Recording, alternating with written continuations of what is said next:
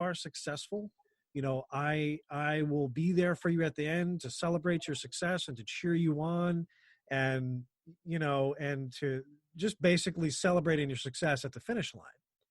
And my immediate response thinking about this was, why do I need you at the finish? There's far more attractive women at the end, man. Money brings everything. Success brings everything. I'm not that type of person. I could be a Mormon. I could have 8 wives. Why do I need you? I need you during the waterbed, futon, ramen noodle days, like building that brand, building that success. And it was just such she was so, I guess, dumbfounded by the stupidity of the comment that it didn't really take that toll on her. I kind of understood what she meant. And what it was is, hey, I'm not willing to invest in your success because I don't feel that what you do is worth it for me and what I want in my life. I'm very much, I hustle. I work relentlessly. Growing up, I had, at one point, which I said, I'll get into the story, I had about 5 jobs that I had to pick up to pay the bills. And that is not something that somebody normally or willingly does. But when a circumstance pops up that you don't really have an answer to, you got to rise to the occasion. You got to do what you got to do. You got to hustle. You got to find a way to make it work. There are ways of things to fail. It will always fail if you look at it that way, but you have to find a way to make it work.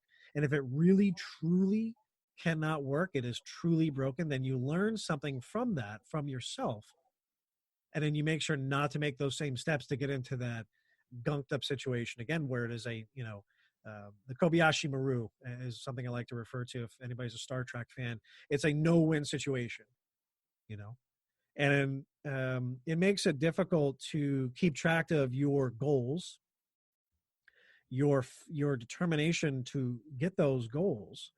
When you are emotional, you can get emotionally compromised and you lash out. That pulls you, that you make a beeline away from your, trajectory. If you have something you want to do in 2 years and you lash out emotionally and you're not controlled about what you do because you let people get to you, it's going to happen, But why do we know these people? These people are in much worse situations sometimes than we are. Cat Williams, Richard Pryor, Louis C.K. We know these people namely because they're celebrities, but when you listen to their stories, you go, ugh, how did they make, I can read better than them. I'm better looking. Maybe you're a better singer. How did they make it? And I didn't, Mm-hmm. You don't do that. It is what you answer to. They didn't stop there. They worked through what it was that they were, worked through their situations, and came out successful in the end, came out to where we're paying to see them. We're paying to listen to them. We say, hey, they're great. I really like your stuff. How many people can you say can do that for your content right now? So they win. They broke that Kobayashi Maru, and in a profitable, successful way that benefits people. They are, in this sense, entertainers. They make us laugh, even though it's something that we don't realize we need in these downtimes like this. I don't know about you. I need to be laughing all day long. So, I mean, it's needed, it's just as needed as medical professionals, teachers, anything else. These are master craft artisans. I agree on that. The answer to what you want to be called. So what happened to this girlfriend? Oh boy, what didn't happen? How much time do we have? No, and this is great because I for both of my content productions, I don't really delve too much personally into things like this, and I use other opportunities like this podcast to kind of fill in the niche. There's the reason for that work ethic. There's the reason for that inspiration. So to kind of fast track, there was a lot of things that just didn't work well. She let's just say that every relationship that I've ever been on, I've been cheated on. This sort of started that metric. And what I like to refer as the Jane Doe Letter story, which is what this is, we had a situation that had come up where we really weren't supposed to be dating. Her mother wasn't really the nicest person. So to give you an idea, when we were first starting our dating, I'd go over to her house and we'd have dinner a couple of times. And after the third time of having dinner, Her mother blatantly says to me, to my face, in front of her at the table, how many times is he going to keep coming over and having dinner? We can't afford to have him eating over like this. Yeah. Now, How mind old you, were you? oh, I mean, we're talking late teens, 16, 17 years old, something like that. Okay. Now, mind you, this is me. I was 5'9", 5'10", 140 pounds. Okay. Super athletic, skinny, but I was swimmer, basketball playing, I was very active. But it wasn't like I was eating this woman at a house and home, okay? We're talking mac and cheese with some spam in it. Like, are you telling me you can't afford mac and cheese for 2 or 3 days? You may need to reevaluate your life goals and life choices if that is going to kill you 3 days in a row, okay? So this is the pinnacle of what I'm up against here, right? So we fast forward to, okay, she has 2 weeks to find a place, and either she breaks up with me, or um, she gets kicked out. So she goes, like most women, oh no, I love him, forget you, we'll figure it out. And we don't really have a lot of money, so we're trying a bunch of different places, and they're not really favorable. And we end up at this one place. It's kind of it's in the Heights. There's no other way of saying it. It was in a rough area. They call it historic, but that doesn't mean anything. Mhm. And there was a questionable guy that we were going to rent from. So it was like an attic apartment. And it was nice. You had your own space. Once you got inside, it was decent. And we were there for about, let's say, maybe about a month and a half, 2 months. And you could just kind of tell that she didn't want to be there. You can kind of just feel it, where she's kind of on her phone more. She's kind of in her own world. And so there was a lot of things that sort of led up to this moment. So another reason why I don't let my phone, I don't let people touch a lot of my stuff, my cell phone, my car, things like that, for this very reason. So I'd fall asleep. I had a flip phone. I didn't think anything about it. She waits till I would fall asleep. She would go through my phone and she would write down all the numbers that I had on my phone. She would read all the text messages that I had on my phone. Now, mind you, I'm not cheating. I am not doing anything that is morally gray. But this person would go through and then would photocopy the job's header that she was at the time, and she ripped the header, because I realized it later on when I had saw it. Didn't know at the time, it was just so out of it. But she tore the letterhead off of one of the pages that her boss had given her for like a inside note for something that was going on with the job. And she tore the bottom part of where her boss's signature was, and she photocopied it. And what she did was, on the letterhead, was she accused these like 20 numbers of constantly calling her job all the time, all the time, all the time, all the time. And I looked and I was like, and I looked through it. I'm like, okay, one of the numbers was my aunt. My aunt has absolutely no reason to be calling your job and saying this, that, and the other thing. The second thing was my mother. My mother don't give a damn about you. I'm sorry, but she doesn't have any respect for people who disrespected her, and unfortunately that happened. But I digress. But just to give you an idea of what we're sort of going into. So I used to walk to the job that I was at. If not, I would get a ride from her because we worked close. But I would be at the mall that I worked at about 2 hours early, before my shift. So I would use that, like I said, to either, I was writing a book at the time, I was working on some video game projects, and I would use that time to be creative, even though I'm there 2 hours early. And one day, it was a Friday. I give a call around my lunch, my break or whatever it is, and it was like a 9 to 2 shift or something like that, 10 to 1, whatever. And I had called, and she said, "Well, hey, I'm in a lot of traffic.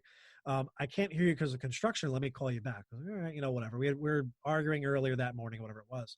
So I'm walking back now. To give you an idea for the walk, we're not talking like a 10-minute walk, a 15-minute walk, and a 30-minute walk.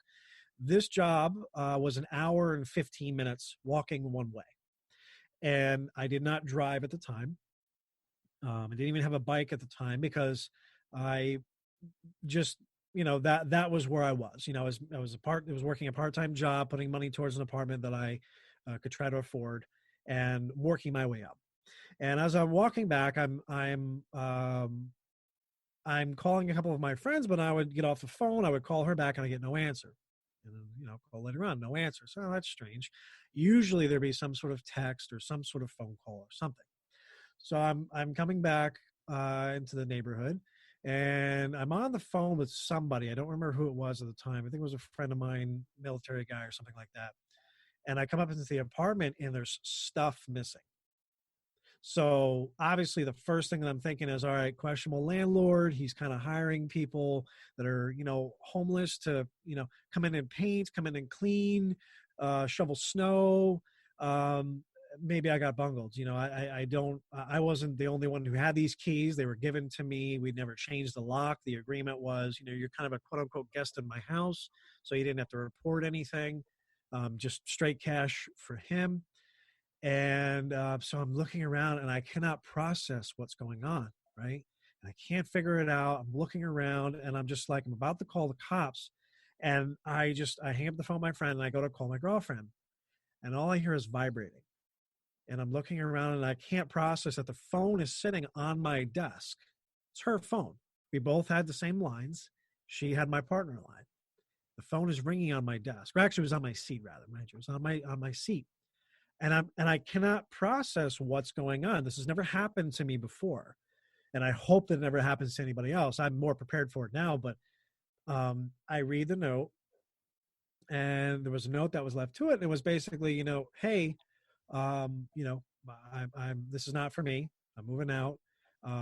You're talking to all these people, so good luck, and good riddance. And come to find out later on, unfortunately, she was cheating on me throughout the relationship. We were on and off for several years. She was cheating on and off and just wanted some sort of out to continue messing around with the people that she was messing around with. So of the text messages that she was, citing, none of them were of any morally gray consequence. And, it'd be friends of mine that I would know, female, male, whatever it is, and just trying to question about, am I making the right choices with this relationship and things like that. So I'm just trying to panic. I'm panicking, trying to figure out what's going on. She had like an emergency phone I given her back just in case. So I call that, and that's on the floor. That must have dropped or something. It's vibrating. Sorry. So now I'm sitting and I'm starting to process that all the stuff that's missing is her stuff. So she didn't respond because she was too busy moving out without telling me. So I'm sitting down, and then all of a sudden, as I'm sitting down trying to process it, I get a phone call from the landlord. And he kind of had, he was very vague on it, which is very questionable, which is why I never trusted the guy. But he's very vague about what was going on. He's like, hey, I just want to check and see about the rent, if you could just give me a call, blah, blah, blah, blah, blah. Okay. So nothing is paid at this point. There's no rent, there's no electric, there's no internet, right? All of that is paid towards him in cash. So now I'm sitting down figuring out what do I do now? I cannot afford this, right? I talked to some family members, and I can't stay with them. I can't move back, and I'm really stuck. So I try to talk with the landlord and explain to him the situation. I don't like any of his answers. He feels really suspect. It feels like he kind of knew something was going on or even helped. And so his whole thing is, well, we can talk about you doing work around the property for a work, live, barter, sort of thing to reduce the rent, but I do need, some sort of rent.